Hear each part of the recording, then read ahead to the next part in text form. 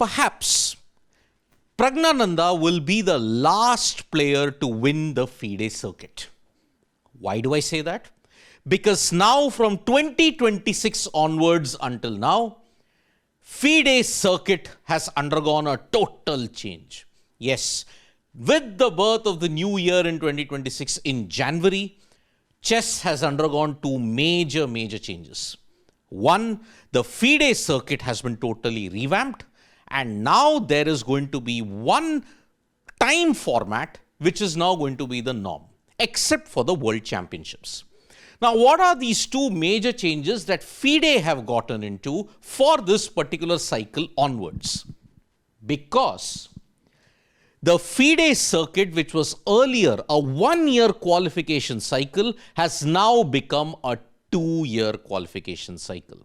Which is why I said Pragnananda was perhaps the last player to win the FIDE circuit when it was a 1-year format. Now it is going to be a 2-year qualification cycle. Now, the addition to the rule change that has happened is new time control of 45 plus 30 or 60 plus 30 to be classified as standard chess. Now, 45 plus 30 means every opponent has 45 minutes on the clock, and then you have a 30-second increment per move. It is a far departure from the earlier bit where you had 120 minutes on the clock. After move 40, you would get 30 minutes more. And then you would see marathons being played, 6-hour, 7-hour marathons. But FIDE have now realized that this is the moment when you have to change and be with the times. Now, the prime thing is the FIDE circuit. How has it changed? Now, the major components in the FIDE circuit at this point in time from 2026 onwards will be results from 2026 and 2027 combined into one overall ranking. And then final circuit score to be calculated from best of the 12 tournaments that players play across the 2 years. So now, initially the number of tournaments has increased from the earlier one, and now the time has also increased. 12 tournaments and then 2 years. But hold on a minute. What if a player doesn't fulfill the 12 tournament criteria? FIDE has given a change in that rule as well, because what it has said is, if the player plays less than 12, all the results for the players will be counted. That is the caveat that is there. Best 12 tournaments, but then even if you have played 10, if you have played 9, if you have played 11, all the results will be counted. But here also there is a major twist. Out of the 12, only 4 events can be rapid/blitz. Only 4. So, you have to take into account that if you want to play 10 or 11, only 4 is the upper limit for rapid and blitz events.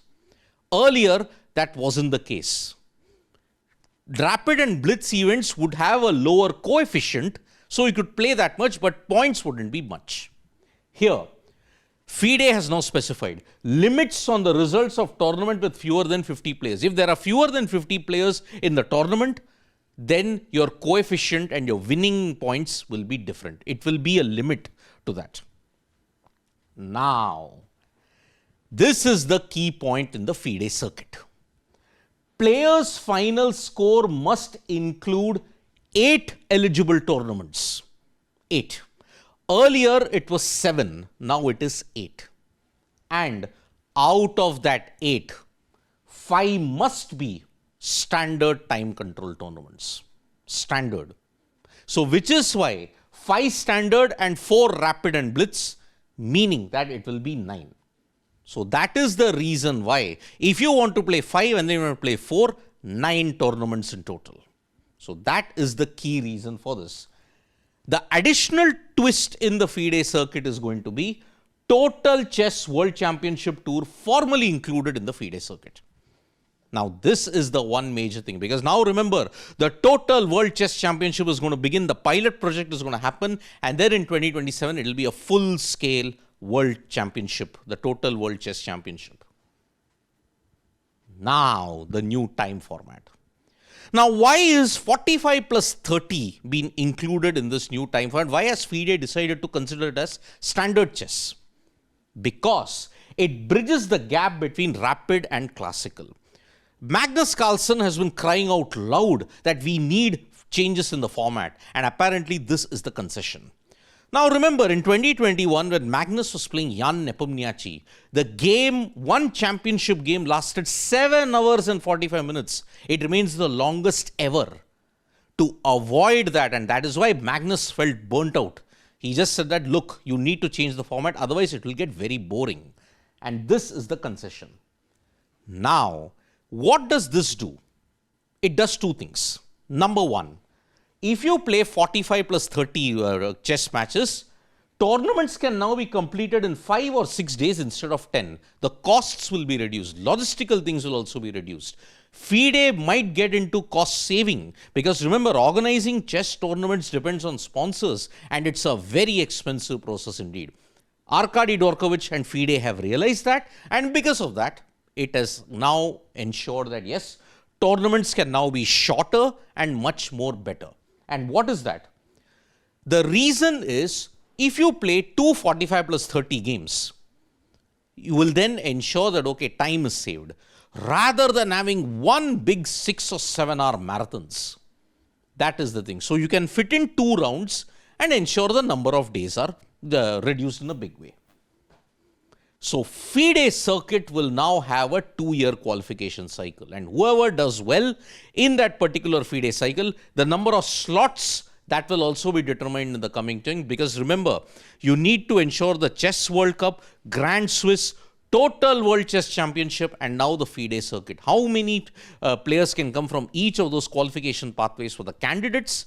That will be done. So the final, when you look at the result, chess has changed in 2026. And with the entry of the Total World Chess Championship, it is now going to be exciting and complicated times for the game of chess. Thank you so much, thank you so much, folks, for joining us for this video. Subscribe to Sports Today for all the latest news and analysis.